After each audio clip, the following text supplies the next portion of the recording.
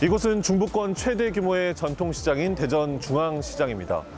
1905년 경부선이 개통되고 대전역이 만들어지면서 함께 문을 연 중앙시장은 100년이 넘는 시간 동안 대전 시민들과 함께 해왔습니다. 그런데 요즘 고금리 속에 물가까지 치솟아 살림살이가 팍팍해진다는 분들 많은데요. 과연 실제 지역민들이 체감하는 경기는 어떨까요? 중앙시장은 요즘도 하루에 5만여 명이 찾으며 2,500여 개에 달하는 점포들이 있는데요. 안녕하세요. 네, 어서 오세요. 국수 한 그릇 먹을 잔치국수. 수 있을까요? 네. 장을 보러 온 손님이나 끼니를 놓친 상인들이 부담 없이 든든하게 배를 채울 수 있는 곳입니다.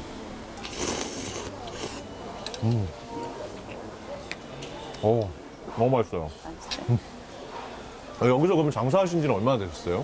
총 30년인데 그럼 그때는 지금 이 잔치국수가 제가 보니까 4,000원이에요. 처음에는 얼마였어요? 그때는 3,000원. 그럼 1,000원밖에 안 올리셨네요? 네. 500, 그것도 500원 두 번 올리는. 이런 서민층에서 많이 오시고 연세 많은 분들, 이런 상인들도 다 어려워요. 그러니까 그냥 올리고 싶어도 못 올려요. 중부권 최대 규모의 전통시장인 중앙시장도 경기 침체의 여파를 피해갈 수는 없었습니다. 중앙시장에서 20년 넘게 전집을 운영해온 진재희 씨. 장사가 너무 안 돼요, 그냥. 안 되는 정도가 아니고 많이 안 돼요. 그거 잘 될 때 비교하면은 3분의 1도 안 돼. 3분의 1이 뭐야. 일주일에 뭐 이마리가 몇 개씩 나가는 게 추석 세고 한 개밖에 안 되나? 그렇게 안 돼요. 그래가지고 점포세도 못 맞춰요. 근데 이게 이제 오랫동안 하던 직업이라 가지고 이제 나이는 많고 딴 거 할 수가 없어가지고 있어요 그냥. 장사를 그만두나 하고 있는 중이에요. 그래도 너무 안 돼가지고. 팬데믹이 물러나자 또 다른 복병, 불황이 닥쳤습니다. 선생님 이거 얼마예요? 그거 2만 원. 2만 원 왜 이렇게 비싸가지고? 요즘은 가격을 표시를 해놓고 팔기 때문에 남는 게 없어요. 할 수가 없어요. 이곳에서 45년째 옷가게를 운영해온 황성문 씨도 더는 버티지 못하고 가격을 올릴 수밖에 없었습니다. 그러니까 전에 이렇게 10,000원 팔던 게 이제 물가가 상승되다 보니까 이렇게 13,000원, 15,000원 팔아야 되는 상황이 왔어요. 20%에서 뭐 더 이상 올랐을 텐데 우리는 소비자들한테 팔아야 되니까 최소한 대로 올리다 보니까 한 15%만 올려서 팔고 오라는 거예요. 그런데 와서 또 막 비싸다고 하시는 분들이 계실 거 그렇죠. 아니에요? 전통시장은 막 이제 깎으려고 하고 그러니까 그런 실갱이가 전보다 많아졌죠. 치솟는 물가에 손님들도 선뜻 지갑을 열지 못합니다. 과일값이 뭐가 제일 많이 올랐어요? 지금은 이 사과가 최고 많이 올랐다 봐야지, 그럼. 이게 옛날에는 이게 한 5개 10,000원, 3개 10,000원 했는데 지금은 2개 10,000원 해도 힘들어서 지금 인파르게 돈도 안 남고 팔아도 돈이 안 남아. 지금은 너무 비싸니까. 손님들이 와서 사가는데 그게 뭐 많이는 안 사가지. 조금씩 물을 거면 소비면 조금 싸. 코로나가 끝나면 좀 나을 줄 알았더만은 그것도 아니에요. 더 힘들어. 지난달 소비자 물가 상승률이 지난 3월 이후 7달 만에 최고치를 기록했습니다. 통계청이 오늘 발표한 지난달 소비자 물가 지수는 113.37로 지난해 같은 달보다 3.8% 상승했습니다. 소득은 그대로인데 물가와 금리는 오르면서 사람들은 지출을 줄이게 됐고 그 여파는 고스란히 자영업자들에게 미치고 있습니다. 올 2분기 우리나라 가구의 실질 소득은 전년 대비 3.9% 줄어들면서 17년 만에 최대 폭으로 감소했습니다.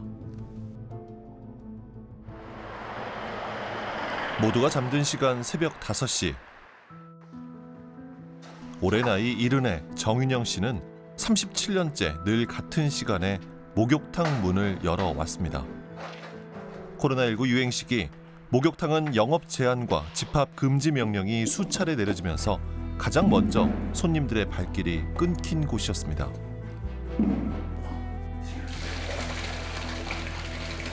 손님이 많이 줄었습니다. 너무 어렵습니다, 지금. 뭐 승승장구라고 하면 좀 어폐했지만 다 좋았어요, 항상. 항상 좋았는데 코로나 이 시기를 접어들면서 이제 뭐 집합 금지 여러 가지 뭐 상황이 그러니까 손님들도 안 오고 어쩔 수 없이 그냥 버텼죠, 이때까지. 예. 코로나가 끝나면 손님들도 다시 돌아올 줄 알았지만 회복세는 더디기만 한 상황. 문제는 또 있습니다. 가스비와 전기료 등 공공요금이 크게 오르면서 고정 지출 비용도 큰 폭으로 늘었습니다. 150, 60만 나오다 지금 한 230 나왔네요. 특히나 이제 전기도 들어가고 가스도 들어가고 하여튼 물도 들어가고 물세가 또 많이 올랐어요. 올해 2월 전기, 가스, 수도요금은 전년 동월 대비 28.4% 오르며 역대 최대 상승률을 기록했고 1년 가까이 20%대 상승폭을 이어가고 있습니다. 경영난 속에 가장 먼저 줄일 수밖에 없었던 건 인건비였습니다.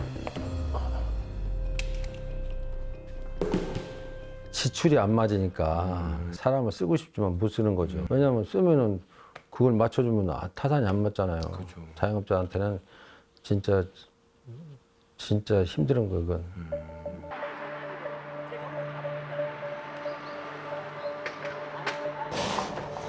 대전에서 7년째 카페를 운영해온 이혜숙 씨도 힘든 시기를 보내고 있습니다. 사장님 두 분이서 카페 운영하시는 건가 봐요? 아니요, 저 혼자 하는데요. 동생이 제가 힘들다고 계속 도와주고 있어요. 알바도 쓸 수가 없고 요즘 너무 힘들다 보니까 혼자서 하기가 힘들어서. 매일 아침 11시부터 밤 11시까지 12시간가량 문을 열어두지만 상황은 좀처럼 나아지지 않습니다.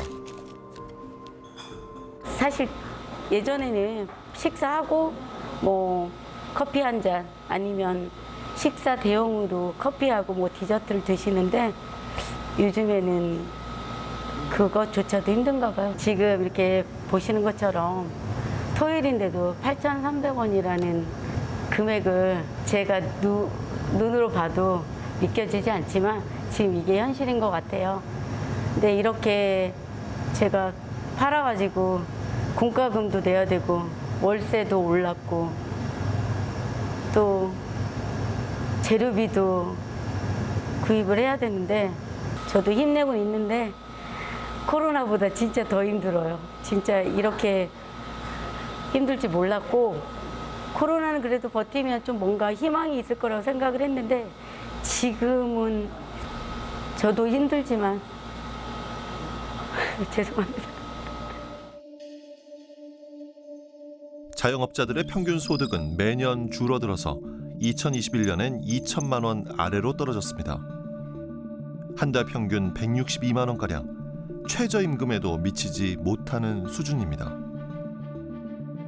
이혜숙 씨는 사업자금으로 빌렸던 소상공인 대출금도 상환해야 합니다. 그래도 코로나 때는 소상공인 뭐 대출도 뭐 해주시고 지원도 좀 해주시니까 그나마 그래도 뭐 한 몇십만 원이라도 제가 지고 갔었는데 올 5월 정도부터인가 서서히 뭔가 흐름이 딱 좀 정지된 느낌? 지금은 이제 그게 이제 갚아야 될 딱 시기가 같이 겹쳐서 오니까 매출이 150이면 재료값이 거의 100이에요. 재료값 100인데 거기서 월세 빼고 해야 되잖아요. 그거 계산하면 한 달에 거의 진짜 많게는 100만 원 마이너스가. 그리고 정말 아껴 쓰고 뭐 이렇게 하면 마이너스 한 50. 그러니까 지금 심각하게 폐업을 고민해요, 정말. 대전의 대표 상권으로 손꼽히며 유동 인구가 많은 서구 둔산동. 이곳에서도 심상치 않은 분위기를 느낄 수 있습니다. 지나는 시민들 사이 곳곳에 빈 상가들이 눈에 띄는데요. 건물의 얼굴이라 할 수 있는 1층 전체가 공실인 경우도 쉽게 찾아볼 수 있습니다. 통계청에 따르면 올 1분기 대전 중대형 상가 공실률은 16.2%로 1년 새 1.8% 늘어났습니다. 제가 중개를 한 20년 가까이를 중개업 종사하면서 지금처럼 이렇게 거래량이 없는 경우는 처음 저도 겪고 있는 것 같아요. 임대가 1년, 2년씩 나가지 않아서 공실로, 임대로 지금 나 있는 이런 현상들이 지금 벌어지고 있다는 거고, 물론 여러 가지 원인이 있겠지만 이런 거는 금리 인상이라든지 이런 부분들이 가장 큰 원인이 아닌가. 정말 좀 악순환인 것 같아요. 지금 보면 폐업률이 점점점 늘어나고 있고, 그렇고 지금도 기존에 지금 하고 있는 사람들도 지금 계속 이업을 해야 되는지 아니면 전업을 해야 될 건지 폐업을 해야 될 건지 이거에 대해 상당히 좀 고심을 하고 있고요. 충남 금산군에 있는 한 중고 주방기기 판매업체입니다.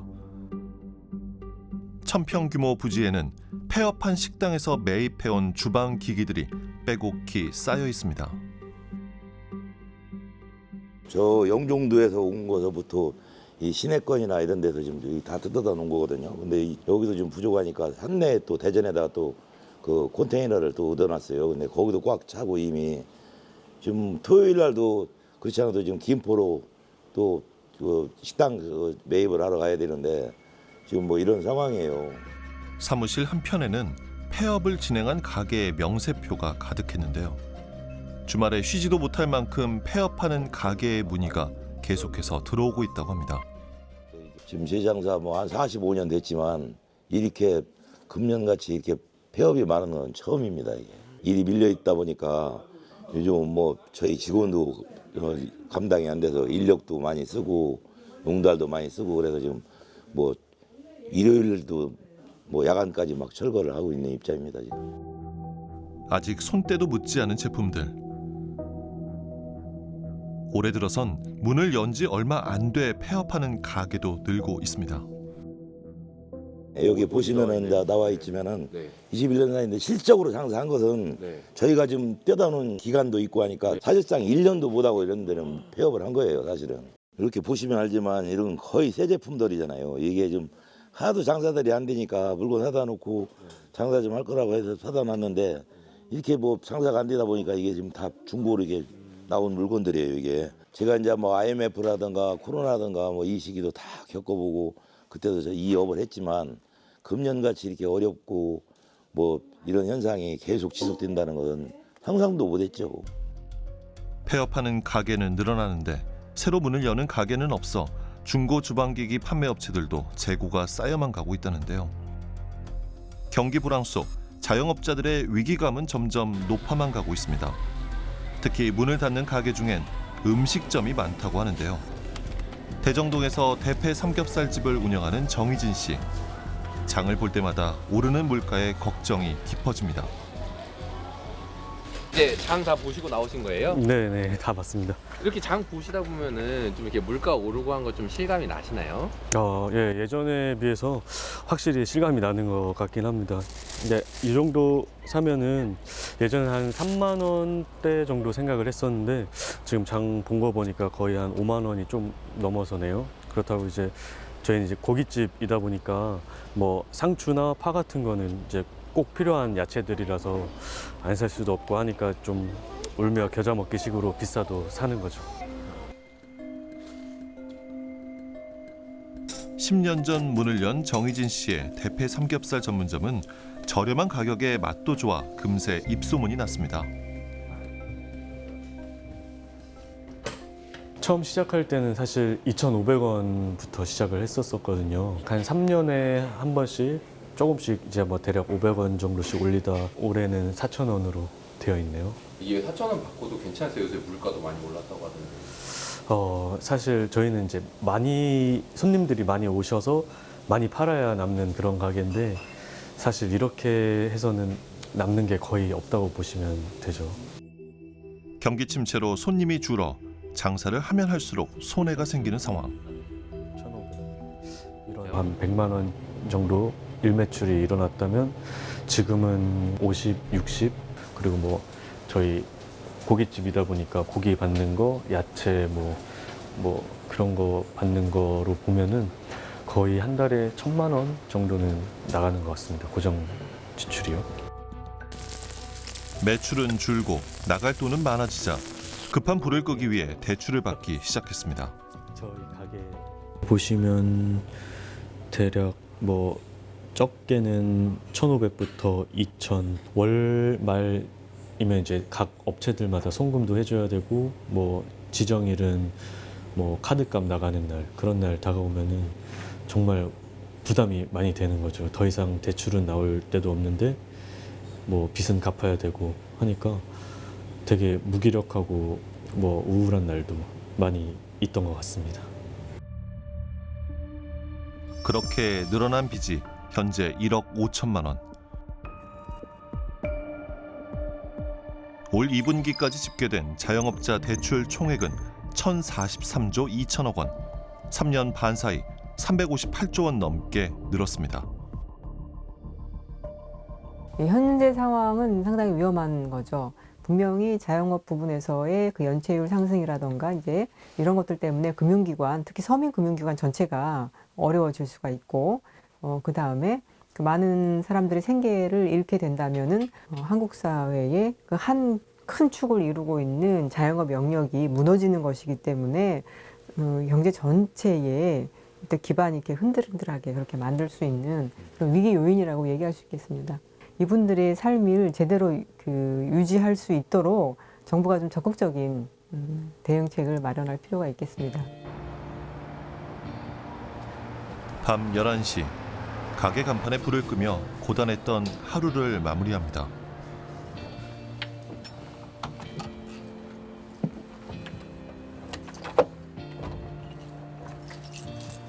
사장님 이제 퇴근하시나 봐요. 네.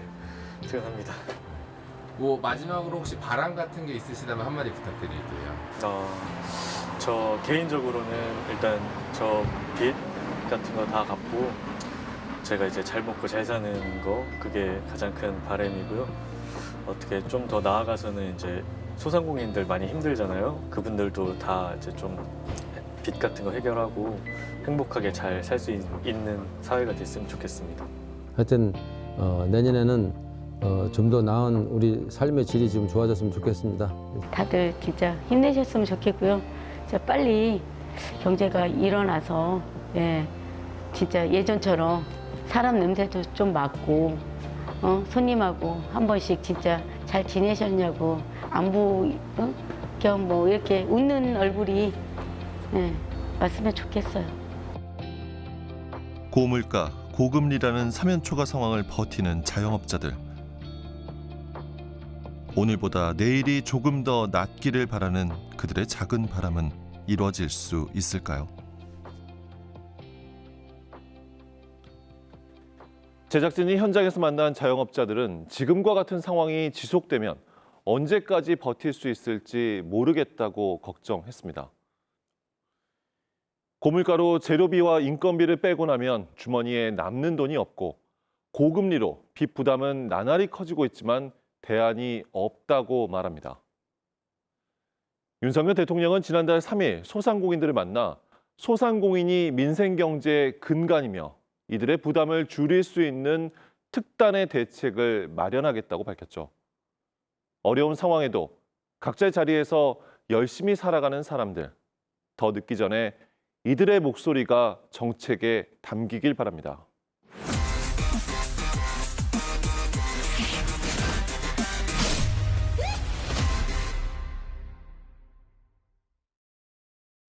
충남 서천에는 갈 곳이 없는 동물들을 보호하는 곳이 있습니다. 이곳에서 보호하는 동물은 인도별 육지거북, 바다악어처럼 우리가 평소에 보기 힘든 동물들이 대부분인데요. 이 동물들이 어떻게 이곳에 오게 된 건지 현지인에서 찾아가 봤습니다.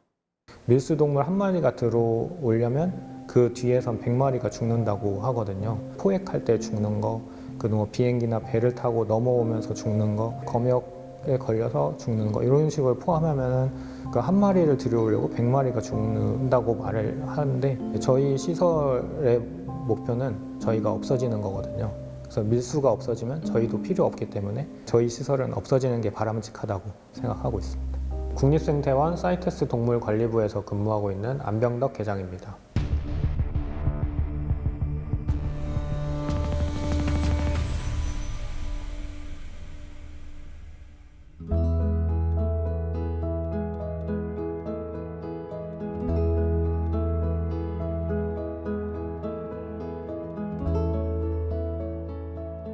사이테스는 이제 국제적 멸종 위기종에 대한 거래하지 말자는 협약으로 보시면 되고요. 거기에 이제 부속서 1, 2, 3이 정해져 있는데 이제 1급일수록 더 멸종 위기에 처한 동물이다. 그런 식으로 생각하시면 될 것 같아요.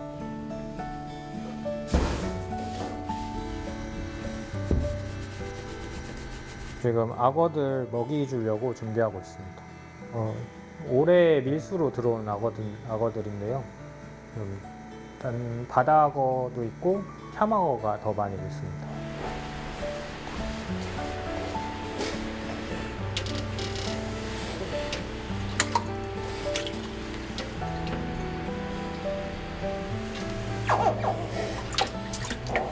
얘네들도 올해 밀수로 적발돼서 들어온 개체들이에요. 그 악어들이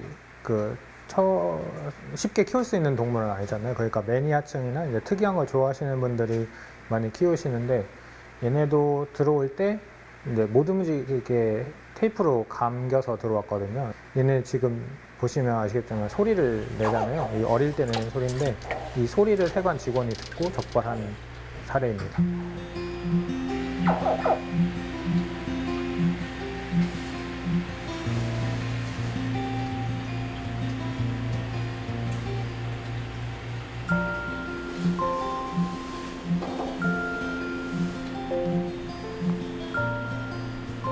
얘네는 팬케이크 육지거북이라고 하는 동물이고요.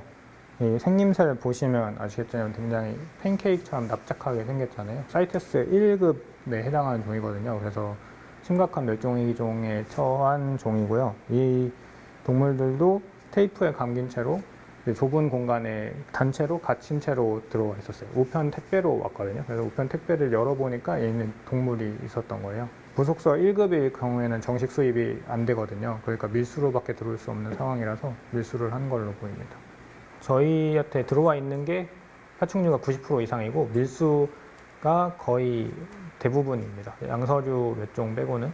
그래서 그 중에 이제 여기 보시는 초록 이구아나가 올해 많이 들어왔는데요. 사람들이 키우다 보면 이제 계속 똑같은 애를 키우면 이제 자랑거리도 안 되고 좀 질리기도 하니까 위에 보시는 노란색이나 이제 알비노인 개체들을 또 수입하게 돼서 지금 들어온 개체는 이 초록 이구아나도 있는데 이런 노란색도 있고 흰색 알비노인 개체도 있습니다.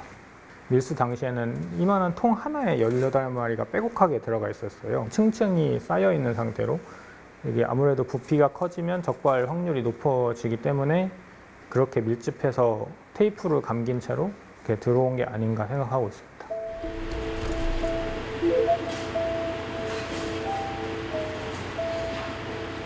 이제 가장 흔한 방법은 동물이 정식 수입이 되는 경우가 있거든요. 그때 이제 위에는 정식 수입 동물들을 이렇게 들여오고 이제 바닥을 한 층을 만들어서 이제 밑에다 숨겨서 들여오는 경우도 있고요. 작년에 하나 좀 특이했던 거는 게임기를 이제 내부에 이제 기계를 다 빼고 거기다 이제 동물을 채워서 밀수했던 경우도 있고 텀블러에 넣어서 들어온 경우도 있었거든요. 보통 사람들이 생각하기에는 철은 이제 엑스레이 찍히지 않을 거야. 약간 이런 생각으로 텀블러에 들어온 것 같아요. 우편세관에서도 적발되는 경우가 있는데 그런 경우 두꺼운 책을 사서 그 가운데 책 종이를 좀 이렇게 잘라내서 그 안에다 숨기는 경우도 있고요. 굉장히 다양한 방법으로 밀수가 되고 있습니다.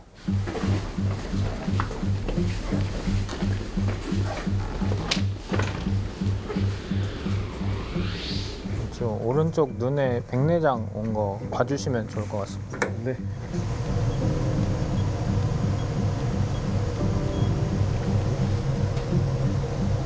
물 좀 꺼주시겠어요?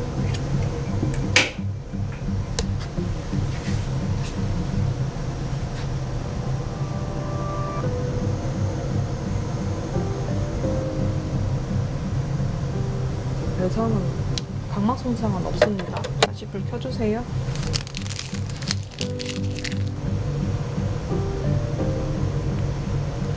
예리하거나 아니면 광범위에 되게 그 날카로운 것 때문에 어떤 요철 구조가 심한 거에 이제 확 부딪히면 당연히 각막 손상이 있을 텐데 걱정되는 거는 이제 어쨌든 계속 이런 식 반복적인 충돌이 있을 때 전완방에서 어떤 난방수가 들어가고 나가는 그 구조의 손상이 계속 발생하면은 결국 안압이 또 상승할 수밖에 없거든요. 아직 현재까지는 이제 양쪽 눈의 안압 차이가 아주 심하지 않아서 계속 모니터 모니터링 하겠습니다.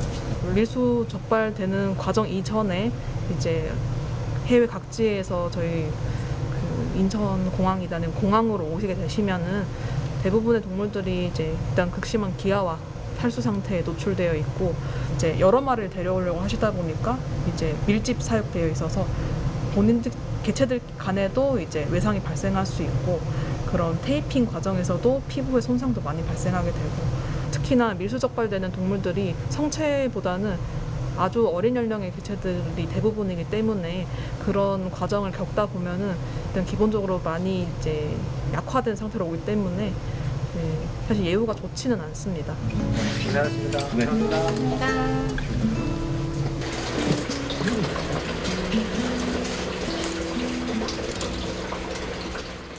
우리나라 동물들이 아니다 보니까 더 안타까운 것 같아요. 제가 야생동물 구조센터에서 근무를 했었었는데 그 동물들은 이제 다쳐서 구조가 되면 그 치료 과정을 거쳐서 다시 자연으로 돌아갈 수 있거든요. 그러면 자기가 살던 곳에 다시 갈 수 있어서 그래 좀 희망이 있는데 여기 있는 동물들은 다시 자기가 살던 곳으로 못 가는 경우가 대부분이에요.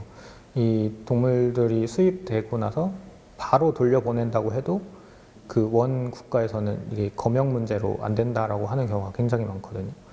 이렇기 때문에 얘네들은 갈 곳이 없는 거예요, 진짜. 그래서 여기밖에 갈 곳이 없고 그러다 보니까 더 안타까운 것 같아요.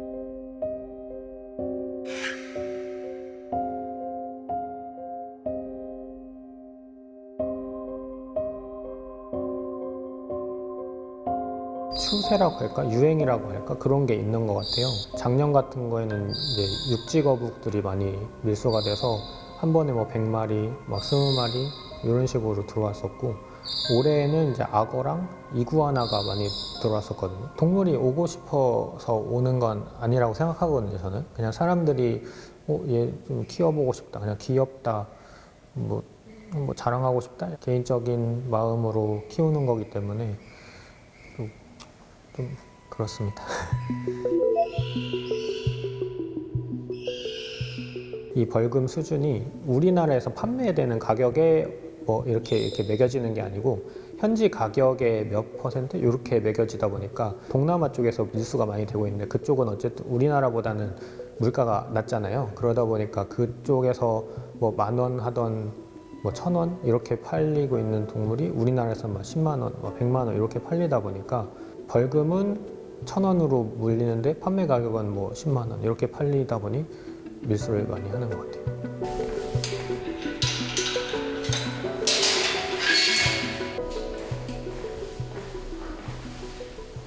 저희 보호시설에 밀수가 지금 83% 정도 되거든요. 근데 유기로 들어온 동물들도 꽤 많이 있어요. 밀수될 때는 500원짜리 만약에 작아서 이제 키우기도 쉽고 귀엽고 해서 많이 키우시는데 이렇게 커지면 이제 배변도 많이 하고 먹는 것도 많이 먹고 하다 보니까 이제 부담감을 느끼고 이제 버리는 경우가 생깁니다.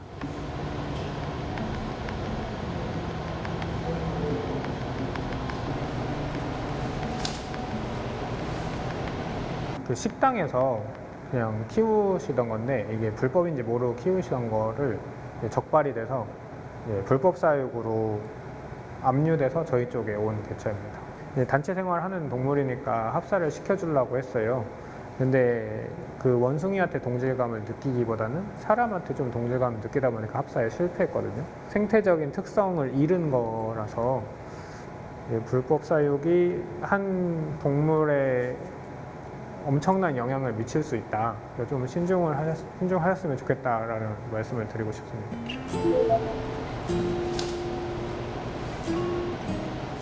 국내에 있는 공공동물원에 보내려고 지금 계획하고 있고 수요조사도 해서 이제 올해 내로 일부 나갈 거거든요.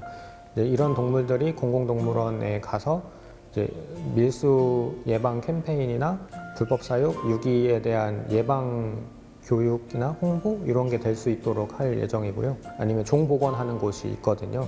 그런 곳에도 지금 연락을 해서 보낼 예정입니다. 어쨌든 이 밀수동물이나 유기동물이나 이런 게 다 사람들 때문에 생긴 문제잖아요. 그런 사람 때문에 생긴 문제를 저 또한 사람이기 때문에 인도적인 마음이라고 해야 될까요? 그런 부채감을 가지고 좀 동물들을 보호할 수 있도록 일하고 있습니다. 저희 시설의 목표는 저희가 없어지는 거거든요. 그래서 밀수가 없어지면 저희도 필요 없기 때문에 저는 일자리를 잃겠지만 그냥 저희 시설은 없어지는 게 바람직하다고 생각하고 있습니다.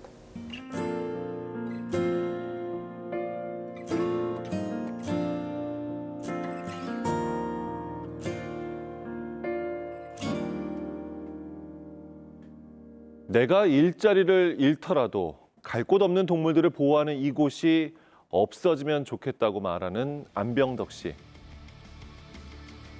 인간의 욕심과 호기심으로 헐값에 거래되거나 버려지는 동물들이 매년 늘고 있습니다.